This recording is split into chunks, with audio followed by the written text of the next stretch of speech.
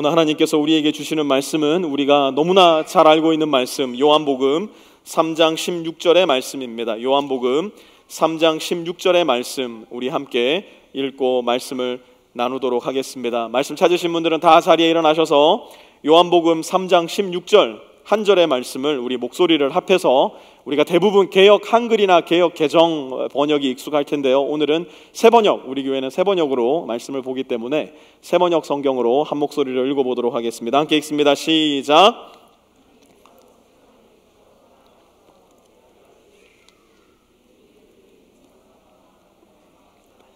영생을 얻게 하려는 것이다. 아멘. 자리에 앉으십시오. 우리가 살아가는 이 세상을 움직이는 가장 큰 원리를 한마디로 요약하라고 한다면 아마 give and take의 원리가 아닐까 생각을 해봅니다. 내가 주면 네가 되돌려줘야 돼. 네가 주면 나도 너에게 되돌려줄게. 살벌하게 들리는 원리이기는 하지만 우리에게는 너무나 익숙하고 심지어 편안하기까지 한 원리이기도 합니다. 지난주에 잠시 이야기 나눈 것처럼 우리가 몸담고 있는 학교, 직장, 그리고 친구 관계에 있어서도 이러한 원리가 지배적일 때가 상당히 많은 것 같습니다. 그럼에도 불구하고 여전히 give and take의 원리가 아니라 grace and favor, 곧 은혜의 원리가 우리의 삶을 습격할 때가 있는데요, 아마 여러분들 중에 이러한 경험 해보신 분들 적지 않게 있으리라 생각을 합니다. 하다못해 이러한 이야기를 들어보신 분들 이 자리에 계시리라 생각을 하는데요, 가끔 스타벅스 드라이브스루에 서 있다 보면 우리가 경험하게 되는 일이죠. 내 앞차의 사람이 내 커피 값을 계산을 해버린 거예요. 저는 그 앞차에 있는 사람의 이름도 몰라요. 성도 몰라. 뒤통수가 어떻게 생겼는지도 몰라요. 그런데 이 앞사람이 그야말로 누군지도 모르는 뒷사람을 위한 호의의 마음 때문에, 더 나아가서 그 마음 속에 있는 은혜의 마음 때문에 내가 알지도 못하는 뒷사람의 커피값을 계산하게 되는 경우 우리는 종종 경험을 하게 됩니다. 아마 그 일에 의해서 습격을 당해보신 분도 계실 거고요. 이번에는 내가 커피값을 한번 계산을 해봐야지. 뒷사람 거 계산하게 해주세요. 37.24. I'm sorry. Never mind. 아마 해보신 분도 계실 줄 모르겠습니다. 은혜의 습격이 우리 삶 가운데 다가오는 예 중에 하나가 아닌가 생각이 됩니다. 미국에 처음 유학을 와서 공부를 할 때 저에게 가장 신기하게 다가왔던 용어가 하나 있었습니다. 그 용어가 뭐였냐면 grace라는 용어였어요. 친구의 아들이 어린 나이인데 아픈 거예요. 지난 한 주 내내 열이 나고 이 아이가 구토를 하고 그러다 보니까 얘를 간호하고 보살피느라고 학기 말에 내었어야 될 마지막 페이퍼를 못 낸 거예요. 그래서 교수님한테 찾아가서 사정을 설명을 했더니 이 교수님이 준 것이 있었으니 그것이 무엇이냐? Grace period. 처음에 그 말을 듣고서는 저는 농담하는 줄 알았어요. 한국식으로 따지면 이게 말이 잘 안 되는 이야기거든요. 페이퍼 듀를 늘려줬는데 그것을 grace period라고 한다. 저에게는 잘 이해가 안 되는 농담 같은 용어 중에 하나였습니다. 제가 공부를 하는 중에 학교를 옮기는 과정 중에 있었던 적이 있었는데요, 이런저런 착오 때문에 제 신분이 이렇게 털면에 된 적이 있었습니다. 이민국에서 편지를 받았는데 편지에 뭐라고 적혀 있느냐? Return to your country immediately. 당장 너희 나라로 돌아가라, 이렇게 적혀 있는 거예요. 그런데 그 밑에 조그맣게 또 글이 하나 적혀 있는데 그것이 뭐냐면, 당장 돌아가기는 쉽지 않을 테니까 신변 정리도 하고 사람들에게 say goodbye도 할 시간을 줄 텐데 그 시간의 이름이 뭐냐? Grace period. 이처럼 우리는 사실상 give and take의 원리가 우리를 온통 지배하고 있는 듯 보이는 삶 속에 살아가지만, 이렇게 grace, 곧 은혜가 우리의 삶을 습격해 들어오는 현장을 목격하게 될 때가 종종 있는 것 같아요. 그리고 이렇게 은혜가 지배하는 영역 속에서 우리는 사실상 인간됨의 참 의미를 느끼고, 이야, 이게 정말 사람이 살아가는 모습이지, 기쁨을 경험하게 되는 것 같습니다. 그럼에도 불구하고 안타깝게도 정직하게 이야기하자면 우리가 살아가는 이 시대는, 우리가 살아가는 이 시대의 사상과 문화와 정신은 이 give and take의 논리에 더 익숙한 것만은 틀림없는 사실인 것 같아요. 그러다 보니까 우리가 소위 믿는다라는 신앙의 고백을 가지고 있음에도 불구하고 하나님을 대할 때 우리에게 너무나 익숙한 이 세상적인 원리, give and take의 원리를 그대로 하나님께 대입시킬 때가 있는 것 같아요. 하나님, 제가 교회에서 봉사 열심히 할 테니까 제가 마음속에 가지고 있는 이 소원 꼭 들어주셔야 됩니다. 하나님, 제가 헌금 이만큼 할 테니까 하나님 저에게 많은 돈을 좀 베풀어 주셨으면 좋겠어요. 하나님, 제가 40일 금식 기도합니다. 제 아들 꼭 아이비리그 보내주십시오. 우리는 소위 말해 우리 삶 가운데 간증이라는 이름으로 이러한 경험을 서로에게 나누게 될 때, 또 그러한 경험을 듣게 될 때가 적지 않게 있는 것 같아요. 그런데 이 원리가 사실상 하나님께 정확하게 통하기 위해서는 사실상 두 가지의 전제가 하나님과 우리 사이에는 존재해야 됩니다. 첫 번째, 하나님이 우리의 땡땡이 필요한 분이라는 거예요. 우리가 가지고 있는 그 땡땡이 뭔지는 잘 모르겠어요. 여러분이 가지고 있는 그 땡땡, 제가 가지고 있는 그 땡땡이 있을 텐데 하나님은 어찌됐건 간에 우리의 그 땡땡이 필요하신 분이라는 전제가 이러한 give and take식 하나님과의 관계 속에는 반드시 전제되어야 한다는 사실이에요. 하나님도 뭔가 부족하신 거죠. 하나님도 뭔가 아쉬운 거죠. 더 구체적으로 이야기하자면 하나님도 능력이 부족하신 거예요. 그러니 저와 여러분의 그 땡땡이 하나님께도 반드시 필요하더라는 겁니다. 두 번째, 하나님은 우리가 땡땡하기 전에는 안 움직이시는 분이라는 전제가 give and take식 하나님과의 관계에는 반드시 전제됩니다. 하나님은 너무나 매정하신 분이기 때문에 우리가 땡땡을 하기 전에는 우리에게로 오시지 않는 분이라는 전제가 여기에는 숨어 있어요. 우리가 하나님께 조금도 가기 전에는 하나님께서 우리에게 조금도 가까이 오시지 않는 분이라는 매정한 하나님의 관점이 이 전제 속에는 숨어 있다라는 사실이에요. 그런데 1번과 2번의 전제가요, 적어도 우리가 믿는 성경의 하나님, 더 나아가 예수 그리스도를 통해서 우리에게 계시되신 하나님에게는 전혀 해당되지가 않는 이야기라는 사실이에요. 왜냐? 1번, 하나님은 저와 여러분의 땡땡이 뭐가 됐건 간에 그 땡땡 안 필요하세요. 하나님은 이 온 우주 만물을 창조하시고 지금도 그 우주 만물을 운행하고 계시는 분인데 저와 여러분의 땡땡이 뭐가 필요하시겠습니까? 그러므로 give and take식 관계 속에 숨어 있는 첫 번째 전제는 하나님께는 통하지 않아요. 두 번째로, 하나님은 우리가 그 어떤 움직임을 하나님을 향해 발동하기 이전에 이미 우리를 향해서 움직인 분이시라는 사실, 하나님은 우리에게 무엇인가를 받아내려고 하시는 분이 아니라 우리를 위해서 무엇인가를 주시고자 하는 분이라는 사실을 우리는 잘 기억해야 됩니다.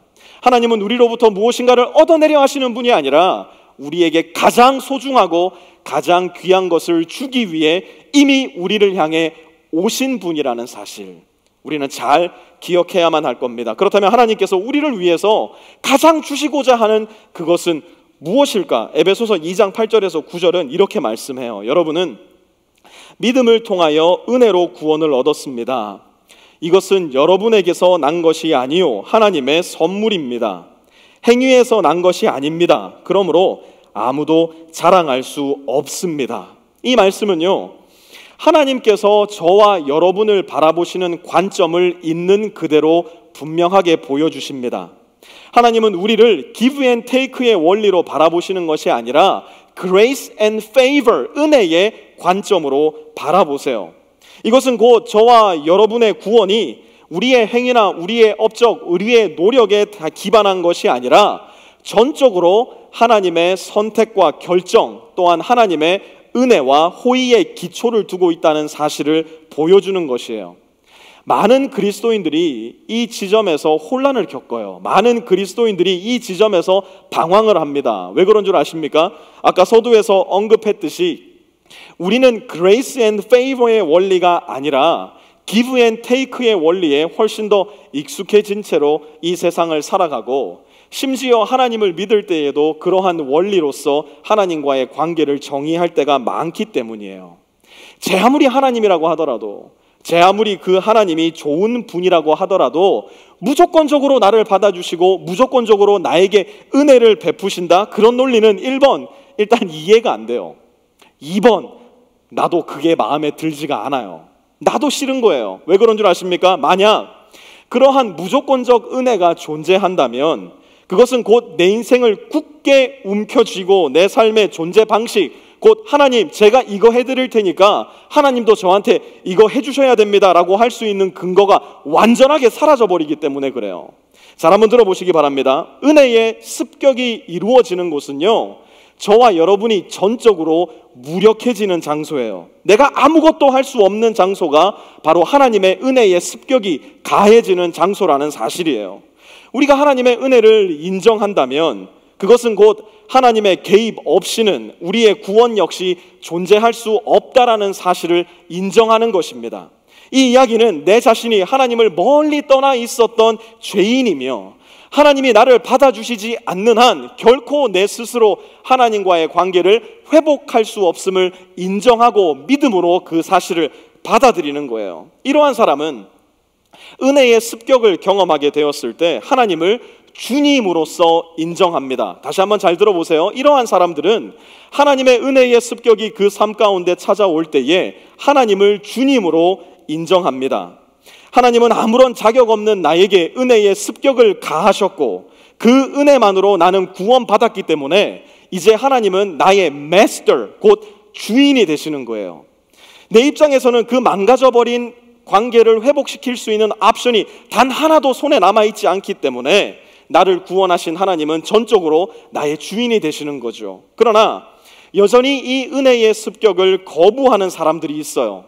이러한 사람들은 하나님과 거래를 시도합니다. 하나님이 절반의 역할을 감당하시고 나머지 절반은 제가 감당하겠습니다. 하나님 앞에 거래를 해요. 하나님, 제가 많이는 못하겠고요. 한 2% 정도는 할 수 있는 것 같으니까 하나님이 98% 정도를 감당하셔서 저에게 구원의 역사를 이루어 주세요. 여러분, 구원에 있어서 내 자신에게 단 1%의 지분이라도 있다라고 생각하는 사람은 은혜의 습격을 거부하고 여전히 나의 노력과 나의 공로에 그 중심축을 두기 시작합니다. 그것이 바로 자기 의에 사로잡힌 사람들의 특징이에요. 이러한 사람들은 하나님을 마스터, 곧 주인으로 인정하는 것이 아니라 하나님을 나의 파트너, 나의 동료로 생각을 합니다. 내가 이 정도 하면 내 동료인 하나님이 이만큼 해주시겠지. 내가 이만큼 감당하면 내 동료인 하나님께서 이것도 감당을 해주시겠지. 그러나 그런 하나님은 존재하지 않아요. 그러나 그런 구원의 방식은 존재하지 않는다라는 사실이에요. 저와 여러분이 얻은 구원은 우리의 하나님 아버지께서 선물로서 주신 것이에요. 여러분이 선물을 받을 때에 그 선물의 지분을 여러분이 단 1%도 가지고 있지 않는 것처럼 전적으로 선물을 주는 사람의 마음과 능력에 그 선물이 달려 있는 것처럼 우리가 얻은 구원의 선물 역시도 전적으로 하나님의 능력과 하나님의 선택에 달려 있다라는 사실이에요. 그렇기 때문에 우리는 결코 우리의 구원을 스스로 자랑할 수 없는 사람들이에요. 오로지 우리에게 구원을 베풀어 주신 하나님을 자랑하고 하나님을 높여드리는 것이 바로 우리 구원받은 신자들의 의무이고 특징이라는 사실입니다. 그렇게 하나님의 선물을 받아들인, 그래서 구원받은 우리 신자들은 도대체 무슨 일이 일어난 사람들인가? 이제 우리에게는 어떤 일이 일어나야 되는가? 10절을 이어서 계속해서 보도록 하겠습니다. 우리는 하나님의 작품입니다. 선한 일을 하게 하시려고 하나님께서 그리스도 예수 안에서 우리를 만드셨습니다. 하나님께서 이렇게 미리 준비하신 것은 우리가 선한 일을 하며 살아가게 하시려는 것입니다. 오늘 말씀을, 특별히 10절의 말씀을 우리가 전적으로 믿을 수 있다면 우리는 옆에 앉아있는 우리의 형제 자매들을 대단히 다른 방식으로 대해야 될 겁니다. 옆에 앉아있는 나의 남편과 나의 아내, 나의 친구들을 대단히 다른 방식으로 바라보고 그들에게 다가가야 될 겁니다. 왜냐? 우리는 만약 믿음으로 말미암아 구원받은 하나님의 자녀라면 그 누구 할 것 없이 하나님의 작품으로 거듭났기 때문이에요. 우리가 하나님의 은혜로 말미암아 그분을 믿음으로 거듭났다면 옆에 앉아있는 나의 남편과 아내, 나의 친구는 의심할 여지 없이 하나님의 작품임을 우리는 믿어야 합니다.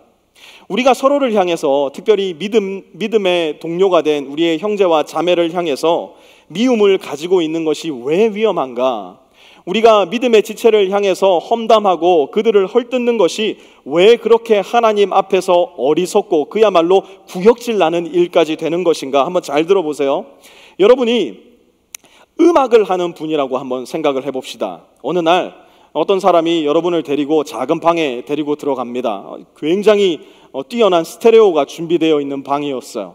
그리고 음악을 틀어주는데 알고 보니까 이 음악이 베토벤의 미발표곡이었던 거예요.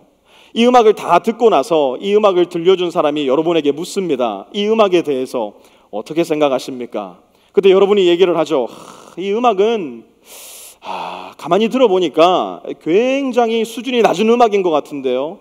바이올린이 나오지 말아야 될 때서 막 바이올린이 나오고 음악적인 기교가 너무 엉망이에요. 자, 그러면 여러분은 음악적으로 어떤 사람이 될까요? 또 다른 한 예, 미켈란젤로의 미발표, 발견되지 않았던 작품을 누군가 발견해서 여러분에게 그 작품을 보여줍니다. 그리고 물어봐요. What do you think? 여러분이 이야기합니다. 아이고, 이게 그림입니까? 이게 그림이라고 지금 제 앞에 갖다 놓은 겁니까? 제가 발가락으로 그려도 이거보다는 잘 그릴 것 같은데요. 그러면 여러분은 미술적으로 어떤 사람이 되겠습니까? 우리는 아마 세상에서 제일 무식하고 제일 모자란 사람들이 될 거예요. 우리가 구원받은 성도들인 형제와 자매를 놓고 곧 하나님의 작품을 놓고 의도적으로 깎아내리고 비난을 위한 비난을 일삼는다면 우리는 마치 다빈치의 작품을 놓고 이게 미술이냐고, 베토벤의 작품을 놓고 이게 음악이냐고 이야기하는 그야말로 무식하기 짝이 없는 사람이 되고 말 거예요. 왜요? 우리 옆에 앉아있는 우리의 형제와 자매는 하나님께서 만들어 두신 다빈치의 작품보다 더 뛰어나고 베토벤의 작품보다 더 아름다운 하나님의 작품이기 때문이에요. 그렇다면 이제 하나님의 작품으로 지음받은 저와 여러분이 해야 할 선한 일이라는 것이 도대체 무엇이냐? 하나님이 우리를 작품으로 만들어 놓으셨는데 도대체 왜 우리를 작품으로 만들어 놓으셨냐? 요한복음 13장 34절 한번 보시기 바랍니다. 이제 나는 너희에게 새 계명을 준다. 서로 사랑하여라. 내가 너희를 사랑한 것과 같이 너희도 서로 사랑하여라. 여러분, 다시 한번 하나님 나라의 원리가 이 말씀 속에서 드러납니다. 하나님은 단 한 번도 저와 여러분에게 give and take 식의 원리로 다가오지 않으세요. 하나님의 원리와 논리는 언제나 grace and favor의 논리입니다. 예수님의 말씀을 한번 다시 보시기 바라요. 내가 너희를 사랑한 것 같이, 너희가 이렇게 나를 사랑하면 나도 너희에게 나의 사랑을 베풀어 줄게. 예수님 그렇게 말씀하지 않으셨어요. 내가 너희를 사랑한 것 같이. 예수님께서 뭐라고 말씀하셨다고요? 같이 한번 읽어볼까요? 시작. 내가 너희를 사랑한 것 같이. 예수님은 언제나 저와 여러분에게 먼저 은혜의 습격을 가하는 분이라는 사실이에요. 또한 이제 그 은혜의 습격을 받아서 하나님 나라의 원리와 논리를 온몸으로 받아들여 거듭난 저와 여러분은 하나님의 작품으로 지음받았기 때문에 여기저기에 숨겨놓는 존재가 아니라 세상 이곳저곳으로 퍼져나가 사람들에게 보여지고 알려지고 만져지기를 하나님께서는 원하셨어요. 다빈치의 작품 주변으로 하루에만 해도 수십만 명의 사람들이 모여드는 것처럼 베토벤의 음악을 오늘도 수십만 수백만의 사람들이 듣고 감상하며 행복해하는 것처럼 하나님의 작품들인 우리를 통해서 하나님의 솜씨와 능력 그리고 은혜와 사랑이 수많은 사람들에게 보여지고 들려지고 알려지기를 원하셨다는 사실을 우리는 잘 기억해야 돼요. 그렇다면 이렇게 하나님의 작품이 되기 위해서, 또한 하나님의 작품으로서 이 세상을 살아가기 위해서 저와 여러분에게 필요한 것은 무엇일까요? 하나님의 작품이 되고 또한 매일매일을 하나님의 작품으로서 살아가기 위해서 우리에게 꼭 필요한 것이 하나가 있으니 그것이 무엇이냐? 그것은 바로 믿음이에요. 세상에는 온갖 종류의 믿음이 존재합니다. 믿음이 없는 사람은 이 세상에 놀랍게도 단 한 사람도 존재하지 않아요. 모두가 무엇인가를 믿으면서 이 세상을 살아갑니다. 오늘도 여러분이 집에 돌아가셔서 밤에 잠자리에 들기 전에 저와 여러분은 대단히 큰 믿음을 가지고 잠자리에 드실 겁니다. 무엇에 대한 믿음일까요? 내일 아침이 되면 내 전화기나 내 알람이 어김없이 울려서 내 잠을 깨워줄 거라는 든든한 믿음을 여러분 마음 가운데 품고 여러분의 잠자리로 평화롭게 들어가실 겁니다. 아침에 잠자리에서 일어나면 또 다른 믿음이 여러분의 마음속에 자리하고 있을 거예요. 그것은 무엇을 향한 믿음일까요? 샤워기를 향한 믿음이에요. 따뜻한 물을 틀면 그 당장에는 따뜻한 물이 나오지 않지만 조금만 기다리면 곧 따뜻한 물이 펑펑 쏟아질 거라는 그 믿음을 여러분은 가지고 샤워기 앞에서 차가운 물을 바라보며 기다리고 계실 겁니다. 출근길 서둘러 집을 떠날 때에도 또 다른 믿음이 여러분 마음 가운데 있을 거예요. 가만히 생각해 보면 말도 안 되는 믿음이에요. 무엇입니까? 요 작은 키를 키 구멍에 잘 맞춰서 조금만 돌려주면 그렇게 큰 차가 시동이 걸리고 나의 운전을 통해서 움직인다라는 사실, 가만히 생각해 보면은 참 믿기 어려운 일임에도 불구하고 우리는 그것에 대해서 한치의 의심도 가지지 않고 믿음을 가지고 있어요. 어떻게 그게 가능합니까? 누가 물어보면 잘 몰라요. 왜냐하면 전화기 속 알람이 어떻게 작동하는지 우리는 다 설명할 수 없거든요. 어떻게 샤워기의 물이 따뜻한 물로 바뀌는지 여기에 그 원리와 구조를 아시는 분 아마 한 분도 안 계실 것 같아요. 자동차의 내용 구조가 어떻게 형성이 되어서 요 키를 돌리면 시동이 걸리는지 그것을 설명할 수 있는 분은 아마 많지 않을 겁니다. 그럼에도 불구하고 우리는 알람이 울릴 것이라 믿고 샤워기의 물이 따뜻한 물로 바뀔 것이라 믿고 요만한 작은 키로 내 자동차가 움직일 거라는 믿음을 가지고 살아갑니다. 이런 믿음 말고 좀 더 사이즈를 키워보죠. 좀 더 다른 종류의 믿음을 이야기해 보겠습니다. 아돌프 히틀러. 여러분은 이 사람의 이름을 들으면 어떤 생각이 먼저 떠오르십니까? 전 세계를 전쟁의 공포로 몰아갔던 사람이고요, 자그마치 600만 명의 유대인들을 학살했던 그야말로 극악무도한 사람이었습니다. 그는 순수 독일인들의 종족적 우월성을 강조함과 동시에 유대인의 종족적인 열등함을 주장하기 시작했어요. 그래서 이렇게 열등한 사람들은 죽여버려도 우리는 죄책감을 가질 것이 없다라고 선전하기 시작했고요, 놀라운 일은 무엇이냐면 많은 독일 사람들이 이 사람의 말을 믿기 시작했다라는 사실이에요. 히틀러의 말을 사람들이 믿기 시작할 때에 온 세계는 황폐해지기 시작했고 대단히 많은 수의 유대인들은 죽임을 당해야만 했어요. 전혀 반대의 측면에서 또 다른 사람을 한번 생각해 볼까요? 마틴 루터 킹. 이 사람의 이름을 들으면 여러분은 어떤 생각이 떠오르십니까? 종족적 우월성이 어디에 있습니까? 모든 사람은 하나님의 형상대로 지음받았고 흑인도 백인도 황인종도 하나님 앞에 동일하게 귀한 존재가 아니겠습니까? 그러자 많은 미국 사람들이 이 사람의 말을 믿기 시작했어요. 그러자 세상이 바뀌기 시작합니다. 더 이상의 흑백 간의 경쟁이 사라지기 시작해요. 차별이 사라지기 시작해요. 또한 오늘날을 살아가는 한국인인 저와 여러분들, 한국계 미국인인 저와 여러분들까지도 편안하고 평안한 삶을 살 수 있는 미국의 풍토를 마틴 루터 킹의 한 사람의 말을 믿음으로 말미암아 시작되었다는 사실, 우리에게는, 모든 인간에게는 이처럼 믿을 수 있는 믿음의 능력을 타고났다는 사실을 우리는 잘 기억해야 돼요. 왜 그런 줄 아십니까? 인간에게는 무엇인가를 믿을 수밖에 없는, 또한 무엇인가를 믿어야만 하는 본성이 내재되어 있기 때문에 그래요. 우리 모두가 다 잘 알고 있는 말씀일 겁니다. 예수님을 믿지 않는 분들도 한두 번쯤은 들어보암직한 말씀, 인앤아웃을 가서 컵 밑에를 보면 새겨져 있는 말씀, 오늘 우리의 본문 말씀인데요, 우리 한번 요한복음 3장 16절의 말씀 다시 한번 한 목소리로 크게 읽어보도록 하겠습니다. 같이 읽습니다. 시작. 하나님께서 세상을 이처럼 사랑하셔서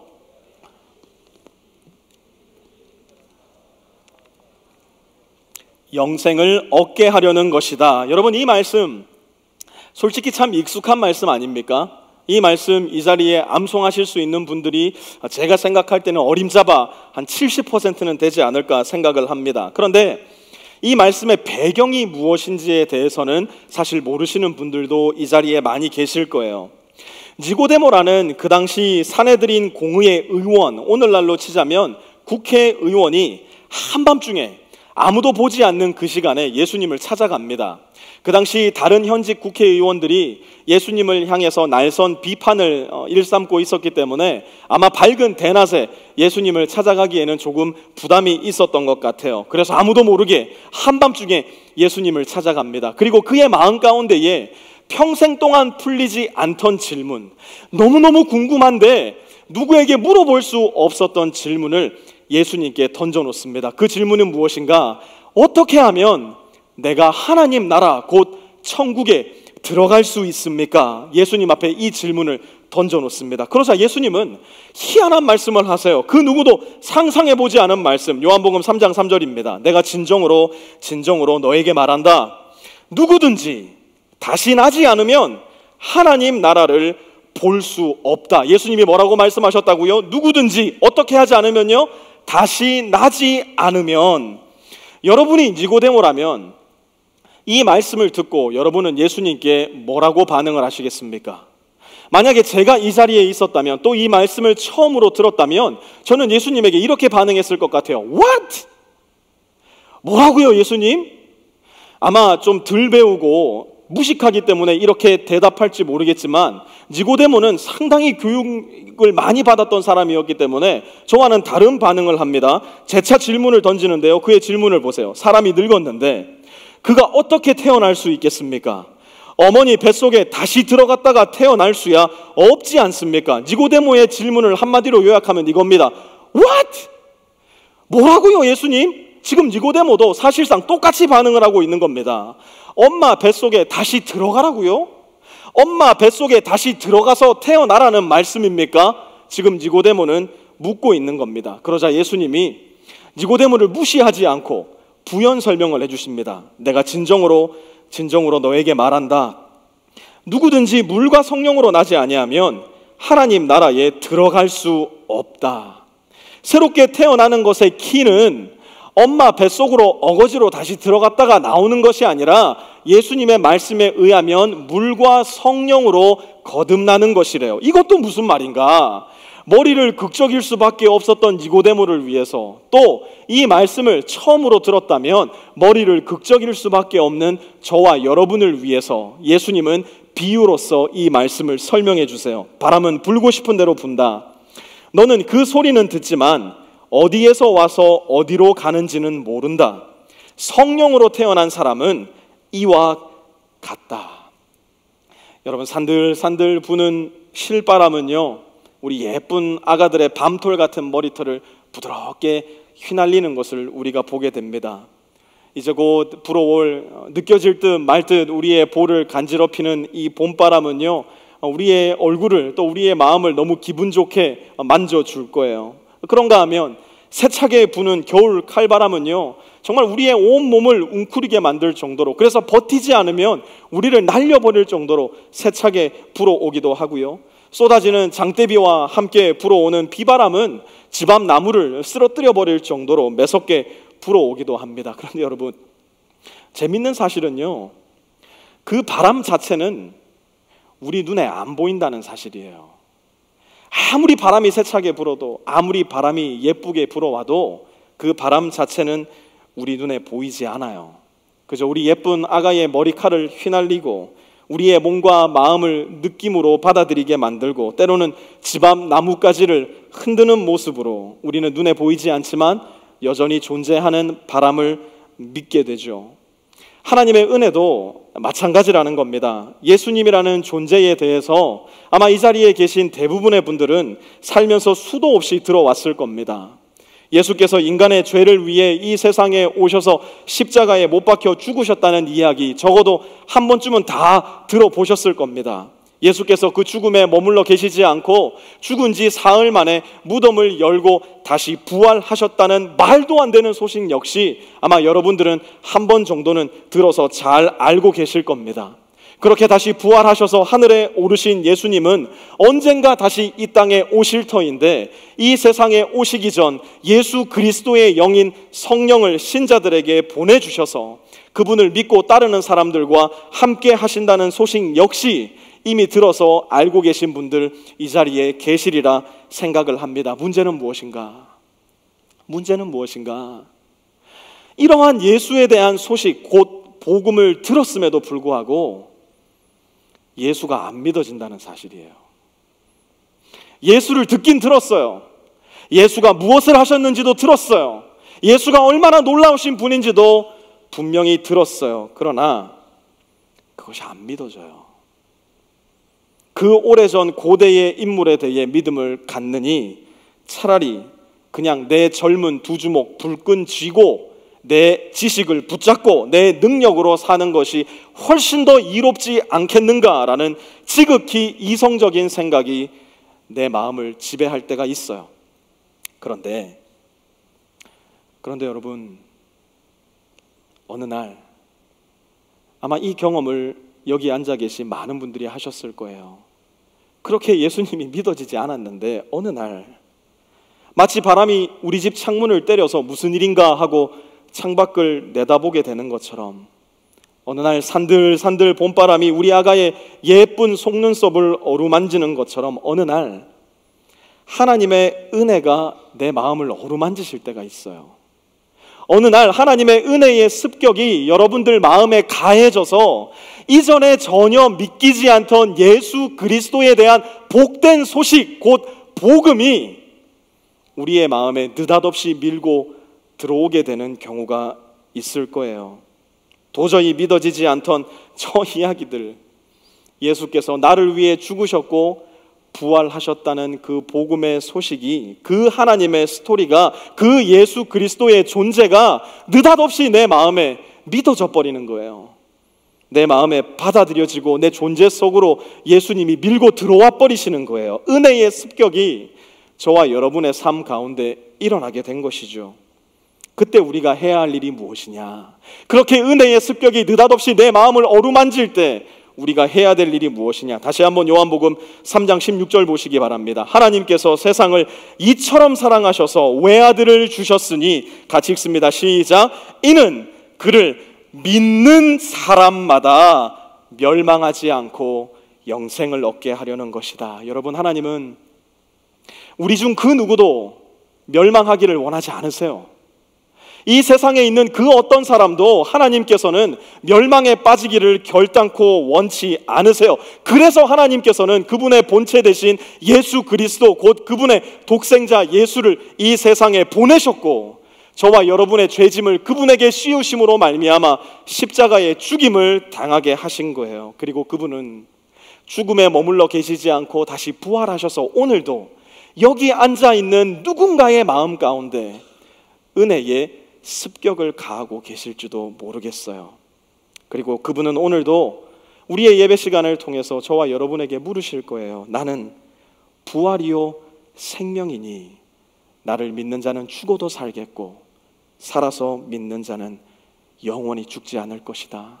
이것을 네가 믿느냐? 엄마 뱃속에 있는 쌍둥이 태아가 그들만의 방식으로 대화를 나눕니다. 예, 너는 출산 후에 있을 삶이라는 것을 믿니? 이 태아는 무신론 태아였어요. 자기의 삶을 막 의심하는 거예요. 그러자 이 반대쪽에 있던 태아가 이야기합니다. 그럼 나는 10개월 동안 여기에서 머물고 있다 보면 그 다음에 또 다른 삶이 존재한다는 것을 분명하게 믿어. 믿음이 대단한 태아가 또 여기에 있었어요. 그러자 무신론 태아가 이 믿음이 좋은 태아에게 말합니다. No way! 말도 안 돼. 그런 삶이 어딨어. 우리의 삶은 그냥 이 깜깜한 엄마 뱃속에서 10개월 살면 그걸로 끝나는 거지. 그러자 또 다른 태아가 말합니다. 아니. 나는 결코 그렇게 생각하지 않아. 분명 여기보다 더 밝고 더 맛있는 것이 많은 세상이 존재할 거야. 여기 우리 두 손을 봐. 이 두 손으로 우리는 엄마의 얼굴을 만지게 될 거고, 이 두 발을 봐. 이 두 발로 아빠의 손을 잡고 놀이동산도 가게 될걸? 그러자 이 무신론 태아가 또 얘기해요. What? 엄마라고? 아빠라고? 너는 아직도 엄마 아빠라는 그 허상의 존재를 믿는단 말이야. 이제 좀 제발 정신 차릴 때도 되지 않았어? 8개월이나 살았으면서 아직도 엄마 아빠의 존재를 믿는단 말이야. 이 무신론 태아가 이야기합니다. 그러자 또 다른 태아가 이야기해요. 엄마는 우리를 감싸고 있어. 나는 그 엄마를 믿어. 그리고 가만히 눈을 감고 엄마의 목소리를 들으려고 하면 이것 봐, 엄마의 목소리가 들리잖아. 나는 이제 곧 펼쳐질 엄마와 함께할 또 다른 종류의 삶을 믿어. 여러분, 이 두 태아 중 여러분 생각에 어리석은 태아는 누구이고 지혜로운 태아는 누구입니까? 이미 출생 이후의 삶을 한참이나 살아온 저와 여러분, 또 출생의 현장을 여러 번 지켜본 저와 여러분의 입장에서 보았을 때 이 두 태아의 생각 중 상식적인 생각은 무엇이며 비상식적인 생각은 무엇입니까? 이 땅에서 살아가는 우리의 짧은 인생, 이제는 100세 인생이라고까지 하는 우리의 삶의 여정이 만약 우리가 눈으로 보지 못한 또 다른 세상, 하나님 아버지께서 예비하고 계신 하나님 아버지와의 나라를 준비하는 삶이라 한다면 저와 여러분은 지혜로운 사람으로 살고 계십니까? 아니면 어리석은 사람으로 살고 계십니까? 저와 여러분은 상식적인 사람으로 살고 계십니까? 아니면 비상식적인 사람으로 살아가고 있습니까? 여러분, 제가 놀라운 소식을 한 가지 알려드리겠습니다. 오늘은 2월의 마지막 주입니다. 더 놀라운 사실은 다음 주는 3월의 첫째 주라는 사실이에요. 대단히 놀랍지 않습니까? 네, 그렇군요. 3월이 되면 사실 오랫동안 이 3월의 시간을 기다렸던 성도님들이 우리 교회에 계십니다. 저를 비롯해서 많은 성도님들이 3월을 기다렸는데요. 왜냐하면 3월에는 하나님께서 우리 교회에 또 다른 가족을 보내주시는 시간이 기다리고 있기 때문에 그래요. 우리 민 집사님 가정, 또 박은경 집사님 가정에 우리 독립이를 하나님께서 새로운 선물로 보내주실 텐데 3월 15일이 예정일입니다. 여러분 기억하시면서 기도해 주셨으면 좋겠고, 다음 주에는 3월 첫째 주일이기 때문에 우리가 또 우리 민유용 집사님 가정을 위해서 기도하는 시간을 가질 겁니다. 지혜롭고 상식적인 우리 독립이는요, 이제 곧 엄마의 태를 열고 시간이 되면 세상 속으로 나오게 될 겁니다. 그의 예쁜 손으로 엄마의 얼굴을 잡고 그의 깜찍한 입술로 엄마 아빠에게 뽀뽀를 하기 위해서, 그리고 그를 위해서 예비된 이 세상에서의 삶을 살기 위해서 힘찬 울음소리와 함께 이 세상에 찾아오게 될 겁니다. 저는요, 저와 여러분이 독립이를 좀 닮았으면 좋겠어요. 저는 저와 여러분이 하나님의 태일지도 모를 이 세상에서의 삶을 마치게 되는 날, 하나님의 나라에서 기쁘고 즐겁고 행복한 마음으로 태어날 수 있는 거듭난 하나님의 자녀들이 되었으면 좋겠어요. 그래서 마침내 하나님의 얼굴과 얼굴을 마주하며 볼 수 있는 그날이 왔을 때 하나님을 끌어안고 하나님 앞에 끊임없는 키스를 쏟아놓을 수 있는 저와 여러분이 되었으면 좋겠어요. 그것이 바로 저와 여러분을 향한, 그 누구 하나 배제되지 않은 저와 여러분 모두를 향한 우리 하나님 아버지의 계획이시기 때문에 그래요. 그것을 어떻게 합니까, 목사님? Look at 예수 그리스도. 왜 예수님께서 이 세상에 오셨겠어요? 눈에 보이지 않는 하나님의 본체가 왜 인간의 몸을 입고 이 세상에 오셨겠어요?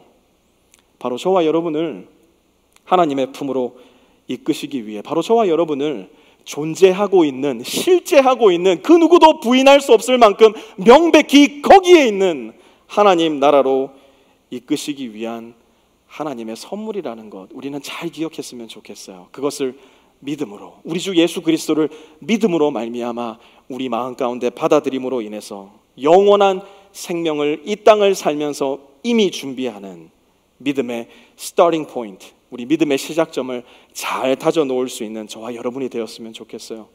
여러분 삶 가운데 언제 은혜의 습격이 찾아올지 저는 몰라요. 아마 오늘이 예배의 시간이 될 수도 있을 거고요, 여러분들이 함께 나누는 라이프팀에서의 시간이 될 수도 있을 거고요, 그야말로 느닷없이 여러분이 홀로 집을 돌아가고 있는 여러분 차 안에서 그 은혜의 습격이 찾아올 수도 있을 거예요. 부탁드리건대 이 은혜의 습격을 피하지 마시고 정면으로 그 은혜의 습격을 받아들이셔서 은혜의 사람들, 그래서 믿음으로 말미암아 하나님의 자녀가 된 하나님의 작품들 다 되실 수 있기를 우리 구주 예수 그리스도의 이름으로 축원합니다. 하나님,